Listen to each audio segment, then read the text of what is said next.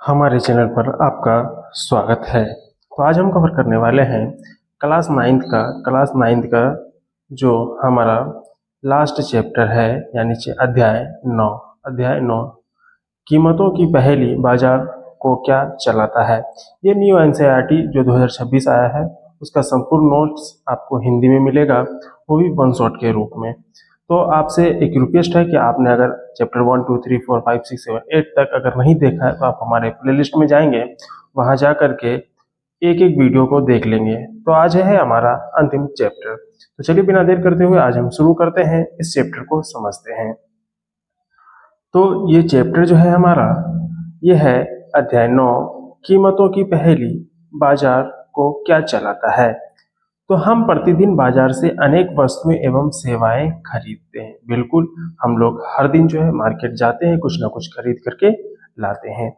प्रत्येक वस्तु की एक निश्चित कीमत होती है। बिल्कुल, अगर हम 5 का कुरकुरे खरीदते हैं तो उसका निश्चित कीमत क्या है, 5 रुपया है। अगर कोई दूसरा सामान लेते हैं 100 का है तो उसका निश्चित कीमत कितना है, 100 है। कई बार एक ही वस्तु की कीमत अलग अलग समय पर बदल जाती है। बिल्कुल, क्या है, अगर मांग बढ़ गया तो कीमत भी बदल जाता है। कभी कीमत बढ़ती है तो कभी घट जाती है। आखिर कीमतें क्यों बदलती हैं, ये सवाल आपके भी मन में आता होगा। तो यही सवाल है कि आखिर कीमतें क्यों बदलती है। क्या केवल दुकानदार कीमत तय करता है? क्या केवल दुकानदार कीमत तय करता है? फिर इसके पीछे कोई आर्थिक प्रक्रिया कार्य करती है? ये सवाल हमेशा आपके मन में आता होगा कि दुकानदार जो है, क्या वो अपने मन से दाम बढ़ा दिया या घटा दिया, या इसके पीछे और कोई आर्थिक प्रक्रिया कार्य करती है। तो इस अध्याय में हम समझेंगे कि बाजार क्या है, कीमत कैसे निर्धारित होती है, मांग और आपूर्ति क्या है, प्रतियोगिता क्या है, प्रतियोगिता का क्या क्या महत्व है, सरकार बाजार को कैसे प्रभावित करती है। तो हम आज सबसे पहले देखेंगे कि बाजार यानी मार्केट क्या है। तो हर कोई मार्केट को देखा है, तो उसको आज हम अच्छे से समझेंगे। आप लोग भी बाजार जाते होंगे। तो बाजार बाजार का अर्थ सबसे पहले देखेंगे कि बाजार का अर्थ होता क्या है। बाजार वह प्रक्रिया या वह व्यवस्था है जहां खरीदार और विक्रेता वस्तुओं एवं सेवाओं का क्रय विक्रय करते हैं। बाजार केवल एक स्थान नहीं, आज बाजार कई प्रकार के होते हैं। सबसे पहले इसमें आता है स्थानीय बाजार, दूसरा है साप्ताहिक बाजार, तीसरा है थोक बाजार, खुदरा बाजार, सुपरमार्केट, ऑनलाइन बाजार यानी ई कॉमर्स जिसको कहा जाता है। तो समझ में आ रहा है बाजार किसको कहेंगे, यानी वे व्यवस्था जहां एक खरीदार होगा और विक्रेता होगा, यानी एक ही नहीं, खरीदार और विक्रेता होगा, वस्तुओं एवं सेवाओं का क्रय विक्रय करते हैं। वह सभी क्या है, मार्केट है। ऐसा नहीं कि आज जो हम मार्केट जाते हैं सब्जी लेने, सिर्फ वही नहीं है, कोई भी जगह जहाँ पे खरीदार और विक्रेता है वो एक मार्केट ही है। स्थानीय बाजार जहाँ से हम आप सब्जी आसानी से ले आते हैं, चावल दाल ले आते हैं। साप्ताहिक बाजार, वीकली बाजार, यानी एक ऐसा क्षेत्र होता है जहाँ सप्ताह में एक दिन स्पेशल मार्केट लगता हो। तो थोक बाजार, कुछ दुकानें हम मार्केट में जाते हैं तो उस पर लिखा होता है कि थोक विक्रेता, यानी वो खुदरा नहीं बेचते हैं। उसके बाद एक दूसरा है खुदरा बाजार, जहाँ हमें आसानी से गए तो 250 ग्राम चीनी मिल गया, 1 केजी चावल मिल गया, 1 पीस शर्ट मिल गया, 1 पीस जीन्स मिल गया, ये खुदरा बाजार। सुपरमार्केट और है ऑनलाइन बाजार, ये तो अभी सबसे ज्यादा प्रचलन में है। हम हैं, आप हैं, या गांव में कोई भी देखते हैं, फ्लिपकार्ट वाला आया है ना, या फिर मीशो वाला आया, अमेजोन से आया, ये सब है ई कॉमर्स ऑनलाइन बाजार। हम बैठे बैठे ऑर्डर कर देते हैं, ये जींस चाहिए, ये शर्ट चाहिए, ये लिपस्टिक चाहिए, मतलब अलग अलग प्रकार के सामान। अब आइए देखते हैं बाजार के मुख्य घटक। बाजार के घटक आखिर कौन कौन से हैं। तो मुख्य घटक में सबसे पहला आता है खरीदार, उसके बाद आता है विक्रेता, उसके बाद है वस्तु या सेवा। अगर बिक्री होगा तो किसका होगा, या तो वस्तु का होगा या सेवा का होगा। उसके बाद आता है कीमत, उसके बाद क्या आता है कीमत, उसके बाद आता है लेन देन। क्या आता है, लेन देन। बाजार अर्थव्यवस्था का महत्वपूर्ण आधार है। बाजार जो है अर्थव्यवस्था का महत्वपूर्ण आधार है। आप इसको नोट डाउन करेंगे।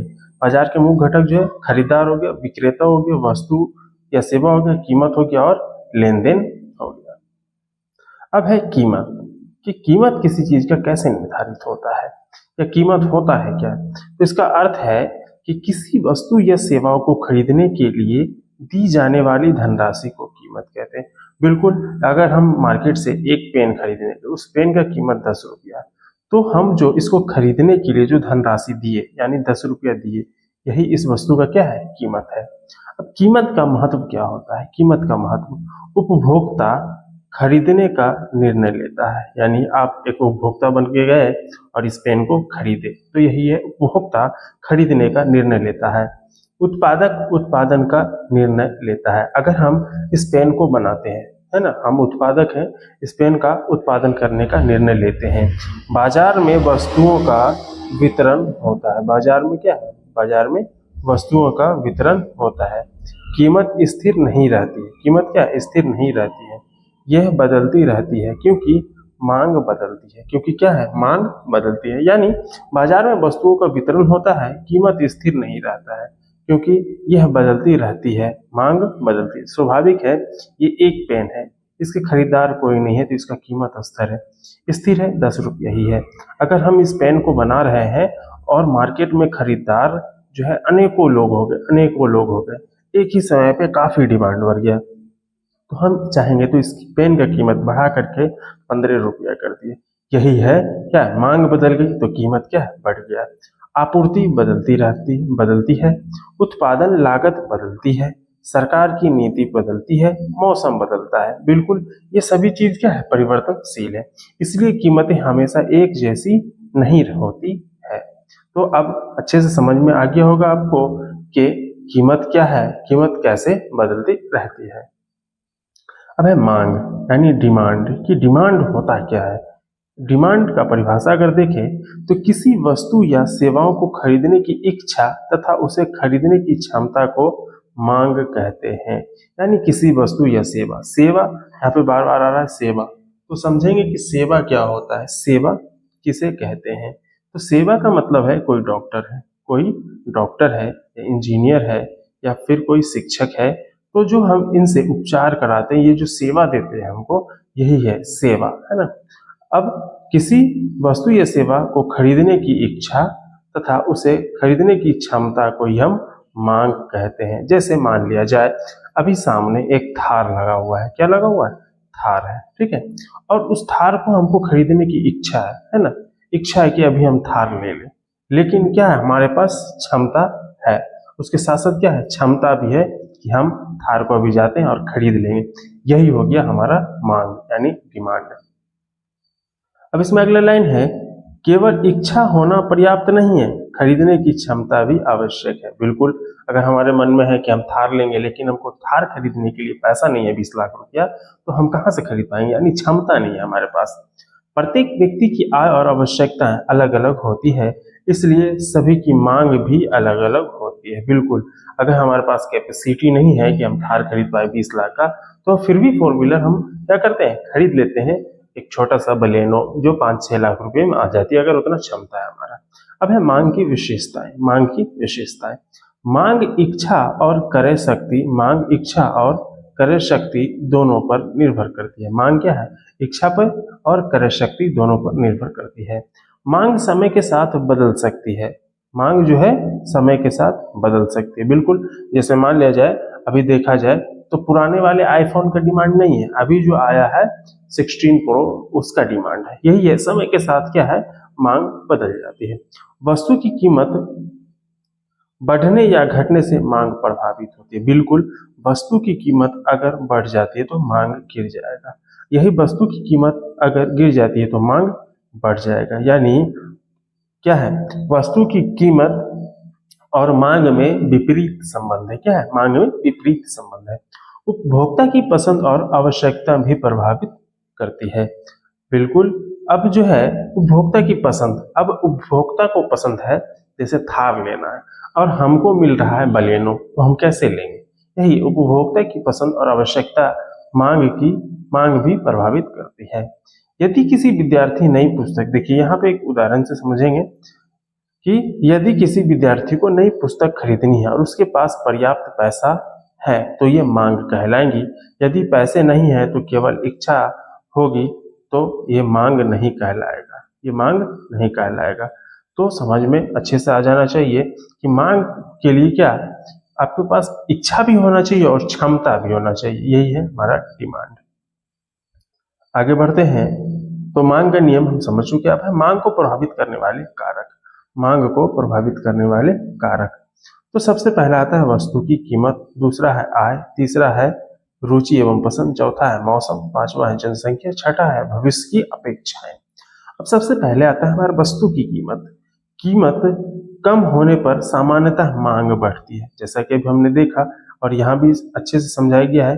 कीमत कम हो गया तो मांग क्या हो गया, बढ़ गया। कीमत अधिक होने पर मांग घट जाती है, यही है, कीमत बढ़ गया तो मांग क्या घट गया है। आय, अब इनकम की बात आती है, चाहे मेरी इनकम हो या आपकी इनकम हो। तो आय बढ़ने पर अधिकांश वस्तुओं की मांग बढ़ जाती है। स्वाभाविक है कि अभी हमारे पास पैसा कम था तो हम किसी चीज को एफर्ट नहीं कर पा रहे थे, नहीं खरीद पा रहे थे। अब हमारे पास पैसा आने लग गया, हमारे पास अधिक रुपया हो गया, तो क्या हो गया, आय बढ़ गया, तो हम मार्केट से वस्तु की मांग भी अधिक करेंगे, उसको खरीदना शुरू करेंगे। आय घटने पर मांग कम हो जाती है। स्वाभाविक है कि आज हम अगर 1 लाख का महीना कमा रहे हैं, कल को अगर हम 50,000 चले जाते हैं तो मांग वो हमारा क्या होगा, घट जाएगा। अब है रुचि यानी पसंद। फैशन और पसंद बदलने से मांग भी बदलती है। बिल्कुल, अभी देखा जाए, सपोज दैट अभी जो है सिंपल या फिट स्लिम जींस का मार्केट में डिमांड है, कुछ दिनों के बाद कोई नया डिजाइन आ जाएगा, तो ये फैशन और पसंद जो है अभी के अनुरूप तो अलग है, आने वाले समय में परिवर्तन हो जाएगा, तो इससे भी मांग बदलती है। अब है मौसम। गर्मियों में पंखे, कूलर, ठंडे पेय की मांग बढ़ती है, सर्दियों में हीटर और गर्म कपड़ों की मांग बढ़ती है।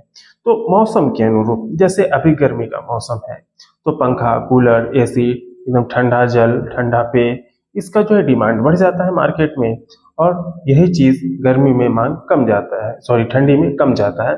और सर्दी में क्या हो जाता है, हीटर का डिमांड बढ़ जाता है, गर्म कपड़े यानी स्वेटर, जैकेट एक से एक हम लोग खरीदने लगते हैं। तो ये मौसम है, मौसम से प्रभावित होने वाला। अब है जनसंख्या। जनसंख्या बढ़ने पर अनेक वस्तु की मांगे बढ़ जाती है। बिल्कुल, अब आबादी बढ़ गया, एक गांव में पहले 10 लोग थे तो 10 जींस मान लिया जाए खरीदते थे, अब उस गांव की आबादी बढ़ करके 100 हो गया, तो अब 100 लोग कपड़ा पहनेंगे ना, तो 100 लोग मार्केट से सामान खरीदेंगे, यानी मांग बढ़ेगा। अब है भविष्य की अपेक्षाएं, भविष्य की चिंताएं। यदि लोगों को लगता है कि भविष्य में कीमत बढ़ेगी तो वे आज अधिक खरीद सकते हैं, स्वाभाविक है।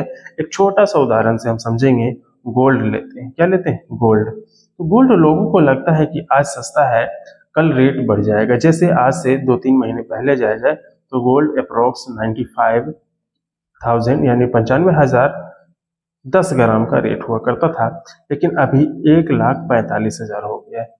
तो लोगों को हमेशा अब इस चीज को देख करके लगता है कि भविष्य में जो है सोना का रेट बढ़ेगा, तो लोग जो है इसको खरीद रहे हैं, खरीद खरीद के इकट्ठा किए जा रहे हैं। जैसे जमीन, अभी देख लिए कि जो जमीन 2 लाख में लोग खरीदते हैं, 2-4-5 साल में वो 4 लाख की हो जाती है, तो वो उसको खरीद रहे हैं, है ना। उसी तरह से मार्केट में कोई सामान ऐसा आ जाए कि वो लगे कि अभी हम खरीद लेंगे और भविष्य में इसका रेट जो है बढ़ जाएगा, तो उसको लोग अधिक खरीदते हैं, ये भी मांग को प्रभावित करता है। अब हम आगे बढ़ते हैं। अब है मांग का नियम। मांग का नियम, मांग की नियम की बात करें तो मांग के नियम की बात करें तो अन्य सभी परिस्थितियां समान रहने पर किसी वस्तु की कीमत बढ़ने पर उसकी मांग घटती है तथा कीमत घटने पर मांग बढ़ती है। बिल्कुल, ये चीज को मैंने पहले ही समझ चुका है, हम लोग समझ चुके कि मांग क्या है, कीमत अगर बढ़ गया, कीमत क्या है, बढ़ा, तो मांग जो है क्या होगा, घटेगा, स्वाभाविक है। और जब कीमत घटेगी तो मांग क्या होगा, बढ़ेगा। तो ये इसको याद रखना, विपरीत संबंध है। जैसा कि देखिए यहाँ भी दिखाया गया है, कीमत बढ़ने पर मांग घट जा रही है और कीमत घटने पर मांग क्या है, बढ़ जा रही है। चलिए, अब है उदाहरण के तौर पर, यदि आम 120 रुपये प्रति किलोग्राम से घटकर 80 रुपये प्रति किलोग्राम हो जाए तो अधिक लोग आम खरीदेंगे। यही 120 से बढ़कर के 240 हो जाए तो कम लोग आम को खरीदेंगे। अब मांग के नियम के कारण की बात करें तो कम कीमत पर अधिक लोग खरीद सकते हैं, है ना। मांग के नियम का कारण क्या है, कम कीमत पर अधिक लोग खरीद सकते हैं, कम कीमत पर उपभोक्ता अधिक मात्रा खरीदते हैं। अब है उपभोक्ता महंगी वस्तु के स्थान पर सस्ती वस्तु चुन सकते हैं। यह नियम बाजार में कीमत और मांग के संबंध को समझने का आधार है, यानी उसका बेस है।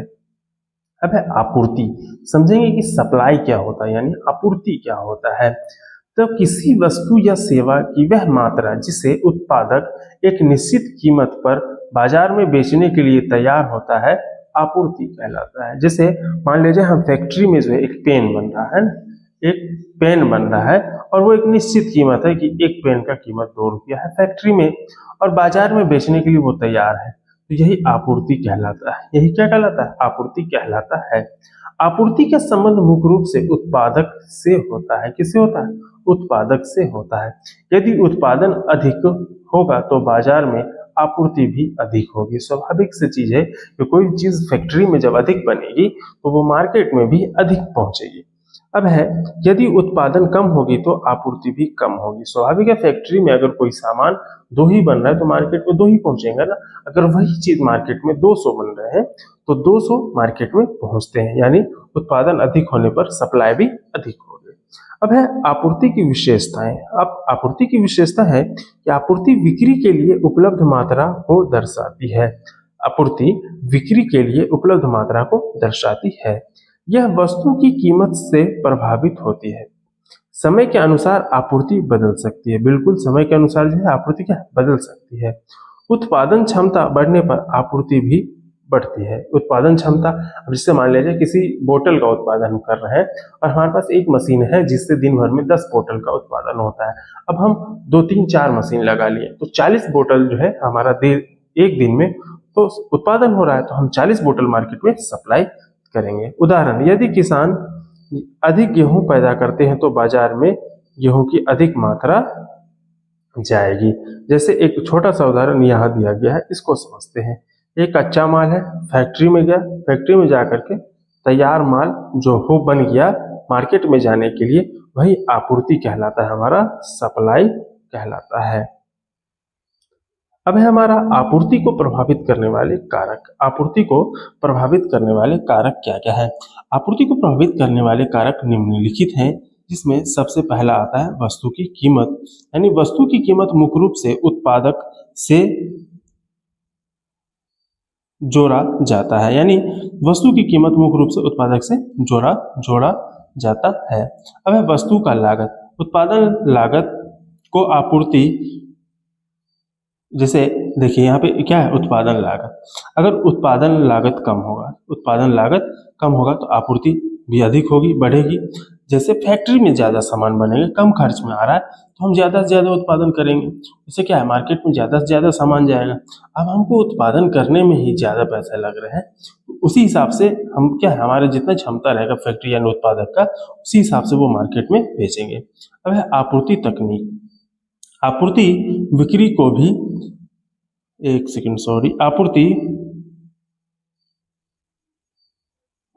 आपूर्ति बिक्री के लिए तकनीक में कृषि उत्पादन, यानी कोई भी हम टेक्नोलॉजी का इस्तेमाल, जैसे कृषि के क्षेत्र में पहले जो है हम खेतों की बुआई क्या हाथ से पहले मिट्टी की को हल्का करते थे, फिर बैल से जुताई की, फिर ट्रैक्टर से जुताई की। अब क्या है वो काम आसान हो गया, तो उससे क्या हो, मिट्टी हल्का हो रहा है, उसमें हम वर्तमान समय में अधिक से अधिक खाद, जैविक खाद और रासायनिक खाद का इस्तेमाल कर उत्पादन हमारा बढ़ गया है। अब आता है कर, यानी टैक्स। टैक्स की बात किया जाए, यदि कृषि उत्पादन अधिक है तो उस पर टैक्स भी क्या अधिक होगा, अधिक होगा। अब सब्सिडी, यानी एक चीज और है, आपूर्ति कर पर सब्सिडी मिलता है। सब्सिडी की बात किया जाए, सब्सिडी का मतलब क्या होता है, वो गवर्नमेंट हमें देती है। सब्सिडी का मतलब क्या, वो गवर्नमेंट, जैसे हमने अगर किसी सामान को 100 में खरीदा और बोला गया कि गवर्नमेंट के द्वारा इस पर हम 10 रुपये आपको सब्सिडी देंगे, तो यही हो गया। अब है आपूर्ति नीतियाँ।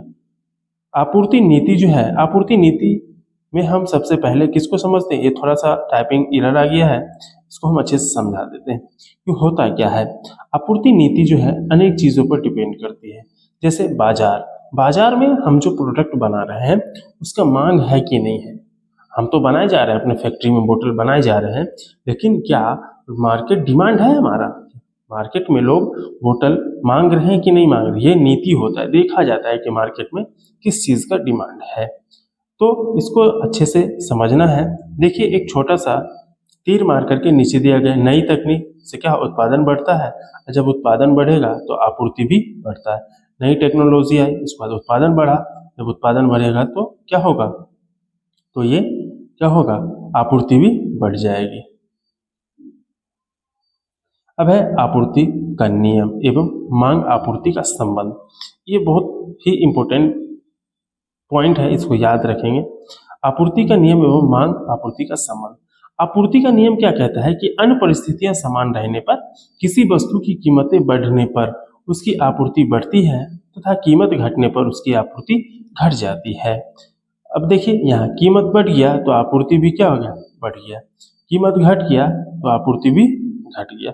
और हम मांग और कीमत में क्या देखे थे, कीमत बढ़ गया तो मांग घट जाता था और कीमत घटा तो मांग बढ़ जाता था। लेकिन यहाँ क्या है कि कीमत बढ़ने पर आपूर्ति भी बढ़ जाती है, कीमत घटने पर आपूर्ति भी घट जाती है। अब है मांग और आपूर्ति का संबंध, रिलेशन देखेंगे हम कि मांग अधिक तथा आपूर्ति कम, कीमत बढ़ जाती है। क्या बोला गया, मांग अधिक है और आपूर्ति कम है। स्वाभाविक है कि मांग है मार्केट में 10 पेन का और हम बना रहे हैं एक ही पेन, तो कहीं ना कहीं तो क्या होगा, इस एक पेन का कीमत बढ़ेगा। वही चीज है मांग कम या आपूर्ति अधिक, मांग कम तथा आपूर्ति अधिक होने पर कीमत घट जाती है।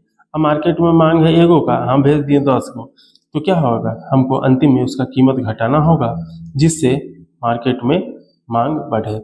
जब मांग और आपूर्ति बराबर होती है तो बाजार संतुलन में बनी रहती है, यानी इक्विलिब्रियम प्राइस उसको बोला जाता है। यानी जब एक तरह से मांग और आपूर्ति बराबर, एक पेन का मांग है और एक ही पेन हम मार्केट में भेज रहे हैं, तो यही है बाजार में संतुलन। अब उदाहरण के तौर पर समझिए, उदाहरण के तौर पर हम समझते हैं इसको कि टमाटर की फसल खराब होने पर आपूर्ति कम हो जाती है जिससे कीमत बढ़ जाती है, नई फसल आने पर आपूर्ति बढ़ती है जिससे कीमत घट जाती है। अब इसमें अगला है हमारा संतुलित कीमत, कि संतुलित कीमत होता क्या है।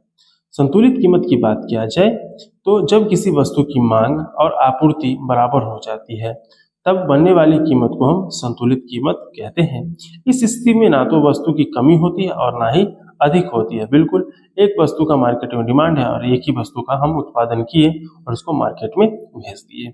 संतुलित कीमत पर बाजार सामान्य रूप से कार्य करती है। यदि मांग या आपूर्ति में परिवर्तन होता है तो संतुलित कीमत भी बदल जाती है। अब है संतुलित कीमत का महत्व। संतुलित कीमत का महत्व की बात किया जाए तो वो है खरीदार और विक्रेता दोनों संतुष्ट रहते हैं। संतुलित में क्या है, खरीदार और विक्रेता क्या है, दोनों खुश रहते हैं, सेटिस्फाइड रहते हैं। वस्तुओं की अनावश्यक कमी या अधिकता नहीं होती है, बाजार में स्थिरता बनी रहती है, संसाधनों का उचित उपयोग होता है। अब उदाहरण के तौर पर अगर हम समझें तो यदि किसी वस्तु की मांग और आपूर्ति दोनों 100 इकाई है तो उसी स्तर पर संतुलित कीमत निर्धारित होती है। देखिए जैसा कि यहाँ चित्र दिया हुआ है, मांग और आपूर्ति दोनों बराबर है तो ये क्या है, संतुलन में है, यानी संतुलित है। अब है प्रतियोगिता, कंपटीशन की बात करें कि कंपटीशन क्या है, तो हम जनरली समझते हैं कि कंपटीशन जो है हमारा हर जगह देखने को मिलता है, चाहे वो पढ़ाई में हो, बाजार में हो, सड़कों पर हो, रास्ते पर हो, रनिंग में हो, हर जगह कंपटीशन होता है। तो प्रतियोगिता जब एक ही प्रकार की वस्तु या सेवा को कई विक्रेता बेचते हैं तो इसे प्रतियोगिता कहते हैं। जैसे मान लिया जाए कि हम पेन बेच रहे हैं, ये हम पेन बेच रहे हैं और ये हम हैं, ठीक है, और ये एक बी है एक सी है, ये तीनों लोग पेन बेच रहे हैं। तो क्या है कि हम तीनों लोग चाहेंगे कि पेन हमारा बिके, यही तो प्रतियोगिता है, कंपटीशन है कि हमारे दुकान पे ज्यादा कस्टमर आए। चलिए आगे बढ़ते हैं। प्रतियोगिता बाजार को अधिक सक्रिय और प्रभावी बनाती है। बिल्कुल जब कंपटीशन होता है तो उससे क्या होता है, बाजार अधिक सक्रिय और प्रभावी होता है। अब है प्रतियोगिता के लाभ। इसके लाभ क्या होते हैं, सबसे पहला है वस्तुओं की गुणवत्ता में सुधार होती है। वस्तुओं की गुणवत्ता, जैसे अगर हम खराब क्वालिटी का पेन रखे हुए हैं हमारा पेन नहीं बिकेगा, अगर इसका अच्छा क्वालिटी का तो इसका पेन बिकेगा। तो फिर क्या है, हम अपने पेन की क्वालिटी में सुधार करवाएंगे कि हमारा पेन जो है वो क्या हो, अच्छे क्वालिटी का हो, जिससे हमारे पेन को लोग खरीदने के लिए आए। वही बोला गया कि गुणवत्ता में सुधार होती है। दूसरा है उचित एवं प्रतिस्पर्धा कीमतें मिलती है। अब ऐसा नहीं है कि हम इस पेन का दाम 10 रुपया रखे हुए हैं, ये 8 रुपया में बेच के निकल जाए, ये 6 रुपये में बेच के निकल जाए। तो यही हो गया उचित कीमत। उचित कीमत यानी हमको ज़्यादा फायदा भी ना हो और नुकसान भी ना हो, और जो हमारे कंज्यूमर आएंगे, उपभोक्ता ले आएंगे, उनको सस्ते और अच्छे दामों पर सामान भी मिल जाए। उपभोक्ताओं को अधिक विकल्प प्राप्त होता है। बिल्कुल, उपभोक्ता को क्या है, अधिक विकल्प प्राप्त होता है, वो चाहेगा तो कहीं से भी खरीद सकता है। अब है नई तकनीक और नवाचार को बढ़ावा मिलता है। बिल्कुल, जब कंपटीशन आता है तो नई तकनीक और नवाचार को बढ़ावा मिलता है। बेहतर ग्राहक सेवा उपलब्ध होती है। बेहतर ग्राहक सेवा उपलब्ध होती है। देखिए यहाँ भी हम इस चीज को देख रहे हैं, यही प्रतियोगिता, अलग अलग दुकान, ठीक है। अब है यदि प्रतियोगिता कम हो तब क्या होगा, तो कीमतें बढ़ सकती है। क्योंकि बेचने वाला ज्यादा है ही नहीं, खरीदार ज्यादा है, तो क्या होगा, कीमत बढ़ सकती है। गुणवत्ता में कमी आ सकती है। उपभोक्ताओं के विकल्प सीमित हो जाते हैं। अब क्या है, लोग खरीदने वाले ज्यादा है, दुकान एक ही है, तो क्या होगा, हम तो भाव बढ़ा ही देंगे। अब है एकाधिकार। अब आता है मोनोपोली। एकाधिकार क्या होता है उसको समझते हैं, यानी मोनोपोली को समझते हैं। बोला गया कि जब किसी वस्तु या सेवा केवल एक ही विक्रेता होता है तो उसे एकाधिकार कहते हैं। जैसे मान लिया जाए यहाँ पर जो हमारा पेन का दुकान है, हम पेन बेचते हैं और मेरे अलावा कोई है ही नहीं, यही तो हमको एकाधिकार है, यही तो हमारा मोनोपोली है। ऐसे बाजार में विक्रेता का कीमत पर अधिक नियंत्रण होता है। इसमें क्या है, हमारा अधिक नियंत्रण होगा। एकाधिकार की विशेषताएं, केवल एक प्रमुख विक्रेता, प्रतिस्पर्धा का अभाव। अब अकेले बेचने वाले हैं तो कंपटीशन कहाँ से होगा, प्रतिस्पर्धा का अभाव। नए विक्रेताओं का प्रवेश कठिन। अब यहाँ पे नए विक्रेता कठिनाई से प्रवेश करते हैं। कीमतें अपेक्षाकृत अधिक हो सकती है। बिल्कुल, क्योंकि अकेले बेचने वाले हम मनमाना कीमत पे 10 का पेन जो है 50 में बेचें, 15 में बेचें, 20 में बेचें, लेकिन 10 में नहीं बेचेंगे। अब है एकाधिकार के प्रभाव। उपभोक्ताओं के पास विकल्प कम होते हैं। बिल्कुल, हम अकेले बेचने वाले हैं तो लोग के पास क्या है, विकल्प कम है। वस्तुओं की कीमत बढ़ जाती है। गुणवत्ता सुधारने का दबाव कम होता है। अब इसे निष्कर्ष क्या निकलता है, देखिए उसको हम समझते हैं कि स्वास्थ्य प्रतियोगिता उपभोक्ताओं और अर्थव्यवस्था दोनों के लिए अधिक लाभदायक मानी जाती है। यानी स्वस्थ प्रतियोगिता उपभोक्ताओं और अर्थव्यवस्था दोनों के लिए अधिक लाभदायक मानी जाती है। अब है उपभोक्ता की भूमिका। उपभोक्ता की भूमिका क्या होती है, कंज्यूमर की भूमिका की बात किया जाए, उपभोक्ता वह व्यक्ति है जो वस्तु एवं सेवाओं का उपभोग करता है, वही उपभोक्ता कहलाता है। जैसे हम और आप किसी चीज का उपभोग करते हैं, उपयोग करते हैं, तो यही हम उपभोक्ता हो गए, है ना। प्रत्येक उपभोक्ता अपनी आवश्यकता, आय तथा पसंद के अनुसार वस्तुओं का चयन करता है। उपभोक्ता की मांग ही बाजार में उत्पादन को प्रभावित करती है। यदि किसी वस्तु की मांग बढ़ती है तो उत्पादक उसका उत्पादन बढ़ाते हैं। यदि मांग घटती है तो उत्पादन भी कम हो जाता है। एक जागरूक उपभोक्ता के लिए क्या होना चाहिए, देखिए वस्तु की गुणवत्ता जांचनी चाहिए, बिल अवश्य लेनी चाहिए। हम एक कंज्यूमर बन के कहीं गए तो देखेंगे कि वो वस्तु अच्छी क्वालिटी का है कि नहीं है, और उसका फिर बिल लेंगे, एमआरपी देखकर खरीदारी करेंगे, एक्सपायरी डेट देखेंगे। ऐसा नहीं कि आंख मूंद के गए एक्सपायरी वाला सामान उठा के लेके चले।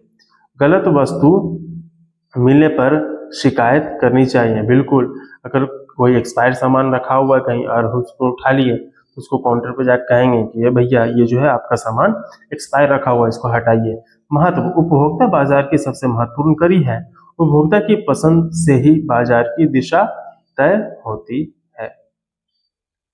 अब है अगला इसमें हमारा उत्पादक यानी प्रोड्यूसर की भूमिका। अब उत्पादक की क्या होती है भूमिका, उसको हम समझेंगे। उत्पादक वह व्यक्ति या संस्था या कंपनी होती है जो वस्तुओं एवं सेवाओं का उत्पादन करती है। जैसे आप किसी चीज का फैक्ट्री डाल लिए, यानी आप जो है चॉकलेट बनाने का फैक्ट्री डाले, तो अभी तो आप उत्पादक हैं क्योंकि आप उसको बना रहे हैं। उत्पादक का मुख्य उद्देश्य उपभोक्ताओं की आवश्यकताओं की पूर्ति करना है। बिल्कुल, आपका उद्देश्य क्या होगा, जो उपभोक्ता है मार्केट में चॉकलेट खरीदेगा उसको आवश्यकताओं की पूर्ति करना है।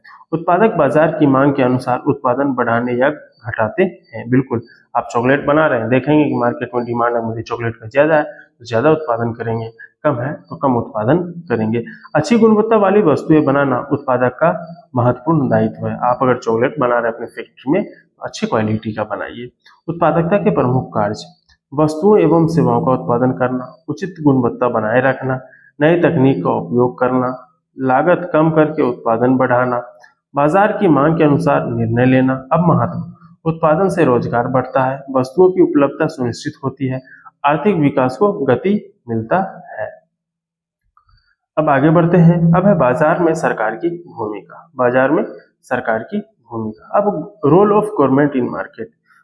सरकार बाजार में निष्पक्ष एवं पारदर्शी व्यवस्था बनाए रखती है, आवश्यक वस्तुओं की उपलब्धता सुनिश्चित करती है, अनुचित व्यापारिक गतिविधियों पर नियंत्रण रखती है, उपभोक्ताओं के अधिकारों की रक्षा करती है, वस्तुओं की गुणवत्ता के लिए नियम एवं मानक निर्धारित करती है, आवश्यक वस्तुओं की कीमतों पर निगरानी रखती है, टैक्स, सब्सिडी तथा अन्य नीतियों के माध्यम से बाजार को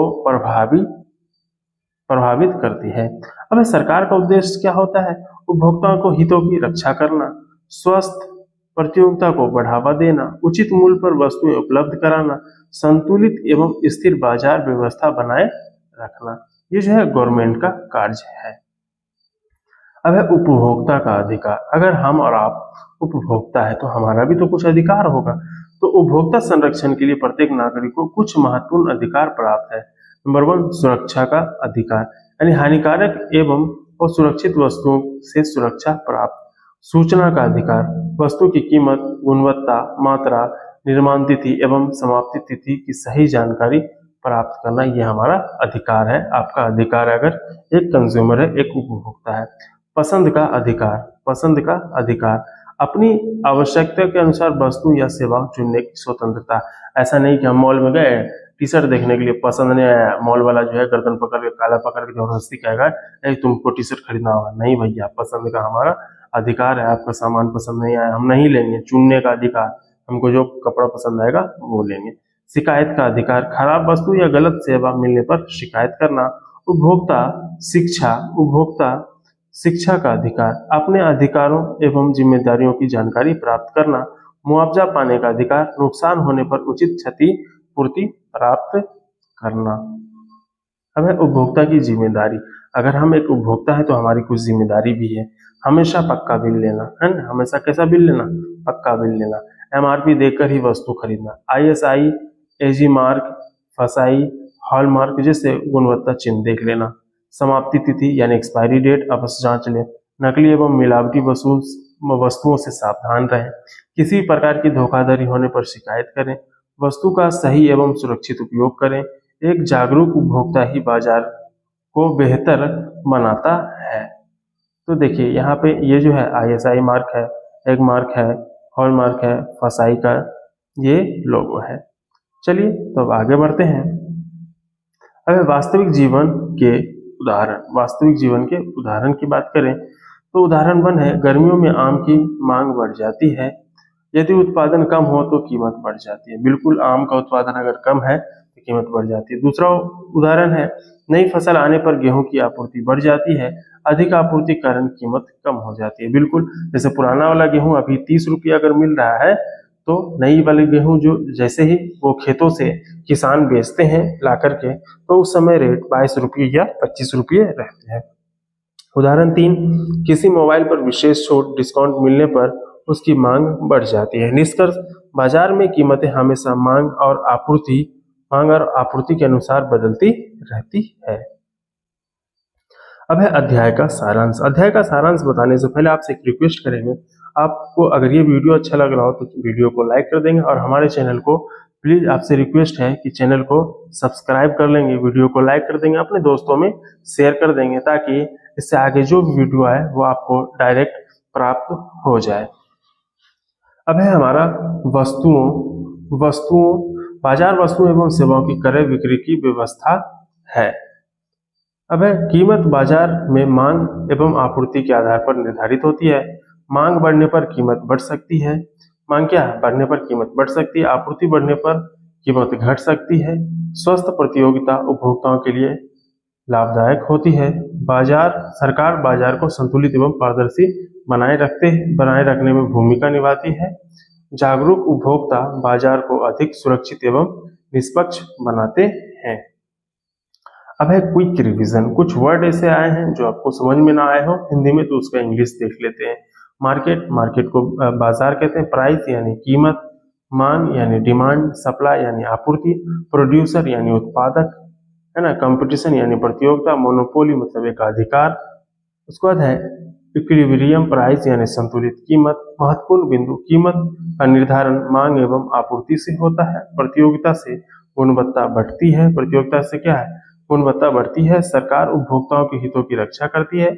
जागरूक उपभोक्ता मजबूत बाजार व्यवस्था का आधार है। संतुलित बाजार आर्थिक विकास में महत्वपूर्ण योगदान निभाती है। देखिए ये है हमारा कंज्यूमर प्रोटेक्शन। तो आज के लिए इतना ही, फिर मिलेंगे आपको नेक्स्ट वीडियो में। तब तक के लिए इतना ही, धन्यवाद।